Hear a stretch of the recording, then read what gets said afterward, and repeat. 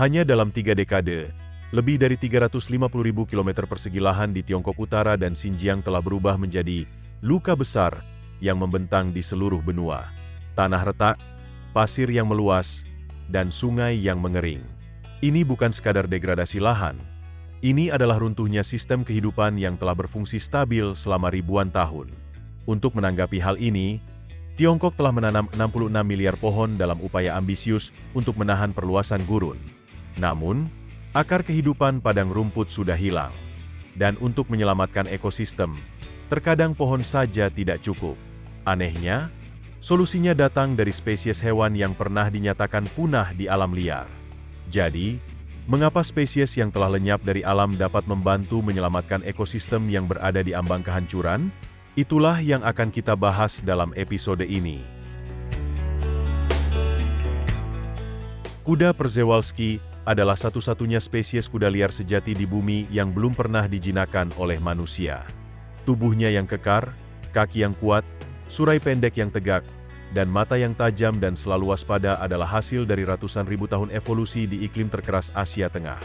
Tidak seperti kuda domestik, kuda ini memiliki struktur gigi dan otot rahang yang beradaptasi dengan rumput kering dan miskin nutrisi, vegetasi yang sebagian besar diabaikan oleh ternak modern.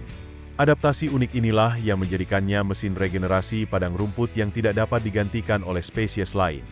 Jika sebelumnya kita telah melihat bagaimana peran hewan kecil seperti kelinci dalam memperbaiki struktur tanah dari bawah, kini kita akan melihat sang arsitek yang menjaga permukaan tetap hijau dalam skala yang jauh lebih luas. Di alam liar, kawanan kuda bergerak terus-menerus mengikuti pola yang oleh para ahli ekologi digambarkan sebagai pola fraktal. Jalur pergerakan mereka menciptakan pita tekanan penggembalaan yang berulang pada berbagai skala, dari beberapa meter hingga beberapa kilometer. Dengan merumput melalui pemotongan horizontal, kuda mendorong rumput untuk tumbuh kembali lebih lebat dan membantu mempertahankan karbon tanah lebih efektif daripada ternak yang mencabut tanaman hingga ke akarnya. Kotoran dan urin mereka mengandung nitrogen dan fosfor alami, menciptakan lingkungan hidup bagi mikroorganisme tanah, mata rantai paling penting dalam ekosistem yang tidak dapat direproduksi manusia dengan teknologi.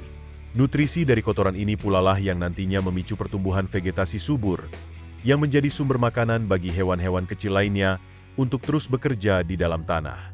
Jauh sebelum pohon ditanam secara besar-besaran, kawanan kudalah yang menjaga padang rumput tetap bergerak dan beregenerasi secara konstan. Dan kemudian, semuanya menghilang. Pada akhir abad ke-19 dan paruh pertama abad ke-20, spesies kuda ini menghadapi berbagai ancaman secara bersamaan. Selama masa kelaparan, berburu menjadi sarana bertahan hidup bagi banyak komunitas nomaden. Kuda liar yang bergerak melintasi dataran terbuka pun menjadi sasaran empuk. Pada saat yang sama, penggembalaan ternak yang berlebihan, perluasan lahan pertanian, penebangan semak untuk kayu bakar, dan penipisan air tanah semuanya bergabung menjadi lingkaran umpan balik yang mematikan. Akar rumput menghilang, angin menjadi lebih kencang, pasir menyebar keluar, dan air tidak dapat lagi ditahan. Akibatnya, rumput gagal tumbuh kembali dan tanah terus mengalami degradasi. Kuda domestik pun mulai kawin silang dengan kuda liar. Hal ini secara tajam mengurangi kemurnian genetik dan menghilangkan sifat-sifat penting yang dibutuhkan populasi untuk bertahan hidup di alam liar. Tetapi, faktor terakhir dan paling berbahaya adalah fragmentasi habitat. Hanya dalam beberapa dekade, jalur migrasi yang membentang puluhan kilometer terputus oleh pagar, jalan, dan ladang yang dibajak. Kawanan besar terpecah menjadi kelompok-kelompok kecil, masing-masing hanya berisi beberapa individu, sehingga mereka kekurangan keragaman genetik yang dibutuhkan untuk bertahan hidup di musim dingin yang keras. Seiring menurunnya keragaman genetik, angka kematian anakan meningkat tajam, dan resistensi terhadap penyakit turun hingga hampir nol. Menurut catatan yang dikumpulkan dalam daftar merah IUCN dan buku silsilah internasional kuda Przewalski, pengamatan terakhir yang dapat diandalkan terjadi pada tahun 1969. Hanya beberapa jejak kaki yang samar dan beberapa helai rambut yang tersangkut di rumput yang tertiup angin yang tersisa. Ekspedisi berikutnya kembali dengan kesimpulan yang dingin, bahwa kuda Przewalski telah punah di alam liar. Ada momen-momen dalam sejarah alam yang tidak bersuara, hanya suatu pagi di hamparan tanah yang luas, semuanya menjadi sunyi senyap. Dan ketika spesies itu lenyap, ekosistem kehilangan kekuatan yang diandalkannya. Hilangnya satu mata rantai saja membuat seluruh sistem jatuh ke jurang. Untuk memahami mengapa hilangnya kuda-kuda tersebut mendorong seluruh padang rumput ke dalam krisis, sistem tersebut harus dilihat melalui lensa ekologi. Padang rumput bukan hanya rumput dan tanah. Ini adalah jaringan koneksi antara akar rumput, mikroorganisme tanah, kelembapan, herbivora, dan predator. Ketika akar rumput hilang, tanah tidak lagi dapat menahan air. Ketika tanah tidak dapat menahan air, tanaman gagal tumbuh. Ketika tidak ada vegetasi, herbivora menghilang. Dan ketika mereka menghilang, predator pun pindah. Mikrobioma tanah runtuh jauh sebelum manusia dapat melihatnya. Kuda Przewalski menempati lapisan dinamika biologis, sesuatu yang tidak dapat digantikan oleh pohon. Pohon tetap diam, sedangkan kuda bergerak menciptakan mosaik padang rumput, menyebarkan benih, dan mendaur ulang nutrisi. Gerakan inilah yang telah hilang selama beberapa dekade. Ketika spesies ini dikurung di kebun binatang, para ilmuwan menyadari kebenaran yang pahit, bahwa kurang dari 12 individu dengan potensi reproduksi yang tersisa. Tingkat perkawinan sedarah sangat tinggi, artinya setiap bayi yang baru lahir harus dilacak melalui silsilah yang terperinci. Satu kesalahan kecil dapat menghapus upaya selama beberapa dekade. Kuda Przewalski yang dikawinkan pada tahun 1959 pun menjadi catatan genetik paling penting untuk kelangsungan hidup spesies ini. Para ilmuwan terpaksa merancang pasangan perkawinan menggunakan seleksi algoritmik untuk memaksimalkan keanekaragaman genetik. Banyak individu dikeluarkan dari program karena tingkat perkawinan sedarah mereka terlalu parah. Ini adalah keputusan yang menyakitkan, tetapi perlu. Sebab melepaskan hewan dengan genetika yang lemah ke alam liar berarti kematian pada musim dingin pertama. Periode ini sangat kontroversial di kalangan komunitas konservasi. Beberapa berpendapat bahwa memulihkan spesies dengan hampir tidak ada gen liar yang tersisa adalah hal yang sia-sia. Namun, yang lain percaya bahwa alam hanya membutuhkan sedikit kesempatan untuk memperbaiki dirinya sendiri. Tetapi, menjaga spesies tetap hidup di penangkaran hanya menunda pertanyaan yang tak terhindarkan. Pada tahun 1986, Tiongkok memutuskan untuk mencoba apa yang belum pernah berani dilakukan negara lain.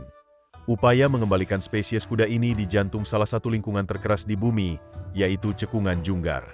Tanah ini telah menjadi tanah air mereka selama ribuan tahun, tetapi juga merupakan salah satu wilayah yang mengalami penggurunan tercepat.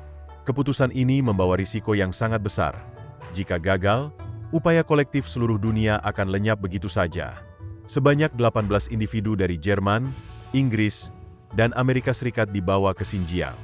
Di sana, mereka hidup di kandang semiliar yang luas untuk belajar bagaimana menemukan air, menahan angin yang membawa pasir, hingga bertahan hidup di musim dingin di mana suhu dapat turun di bawah minus 40 derajat Celcius. Para ilmuwan tidak tahu apakah kuda-kuda itu dapat beradaptasi. Tidak ada yang tahu apakah mereka masih ingat bagaimana hidup di alam liar. Mereka disebut Kawanan Kuda Muda 1, sekelompok kecil kuda betina dan jantan yang dipilih dengan cermat, yang memiliki keragaman genetik serta kekuatan fisik yang cukup untuk mencoba eksperimen reintroduksi pertama. Nama-nama seperti 6H0113, 5F122, dan lainnya menjadi simbol harapan yang hidup. Para ilmuwan memantau setiap langkah yang mereka ambil dan setiap napas yang mereka hirup. Untuk pertama kalinya dalam lebih dari 30 tahun, kuda Przewalski kembali berdiri di lahan alaminya. Saat Cekungan Junggar mendengar derap langkah kuda yang berlari, mereka membawa sesuatu yang tidak dapat diberikan oleh manusia, yaitu sebuah momentum biologis. Bergerak 5 hingga 15 km setiap hari, mereka menyebarkan ribuan benih dari satu area ke area lain. Analisis selanjutnya menunjukkan bahwa kotoran kuda mengandung lebih dari 20 spesies benih tanaman asli. Banyak di antaranya tidak dapat disebar sama sekali tanpa bantuan herbivora besar. Dengan kembalinya rumput, mikroorganisme tanah pun pulih. Saat tanah mulai mampu menahan air, serangga-serangga kembali berdatangan. Dan saat rantai makanan mulai dipulihkan, jumlah burung serta hewan pengerat pun meningkat pesat. Ini adalah efek restorasi dari bawah ke atas, sebuah proses membangun kembali ekosistem mulai dari lapisan paling mendasar, yaitu tanah. Dibandingkan dengan model reintroduksi terkenal lainnya, seperti serigala abu-abu di Yellowstone atau berang-berang di Eropa, kuda Przewalski mendorong pemulihan melalui mekanisme yang sama sekali berbeda. Mereka tidak mengubah perilaku spesies lain secara langsung atau mengatur aliran air. Sebaliknya, Mereka meregenerasi tanah di lingkungan yang paling miskin nutrisi. Di daerah di mana pohon tidak dapat bertahan hidup, di mana serigala tidak memiliki dampak, dan berang-berang tidak dapat hidup, spesies kuda ini tetap mampu mempertahankan siklus regenerasi. Hal ini dimungkinkan berkat pergerakan jarak jauh dan kemampuan penyebaran biji mereka yang luas.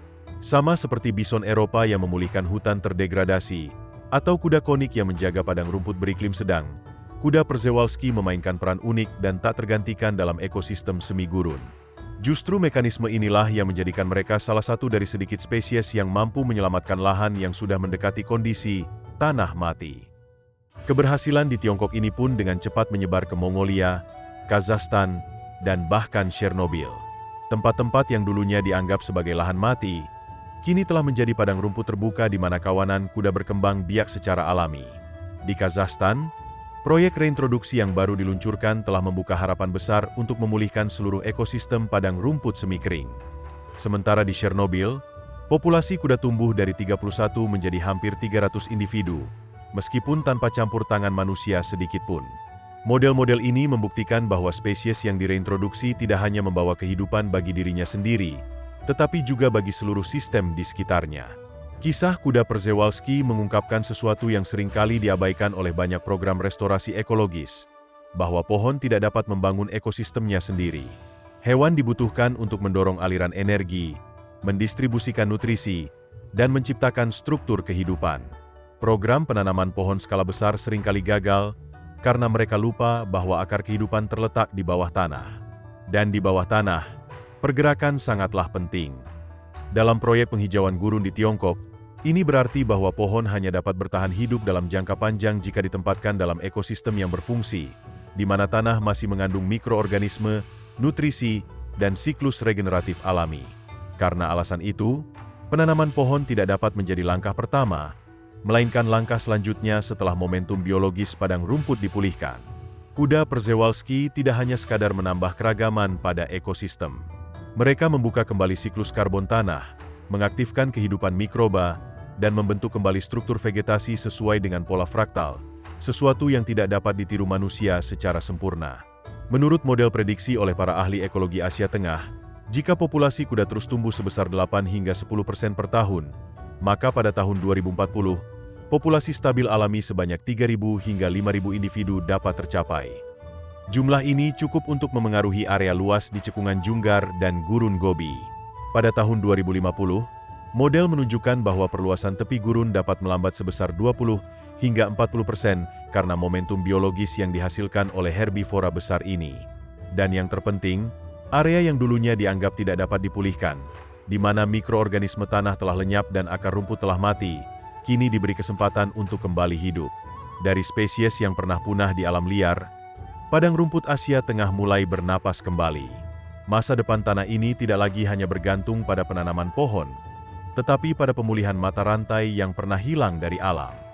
Di antara spesies yang hilang saat ini, menurut Anda, spesies mana yang dapat mengubah seluruh lanskap jika dikembalikan ke tempat asalnya? Karena seperti yang kita pelajari di sini, penanaman pohon bukanlah langkah pertama, melainkan hasil akhir dari ekosistem yang sudah pulih momentum biologisnya. Terima kasih telah menonton dan sampai jumpa.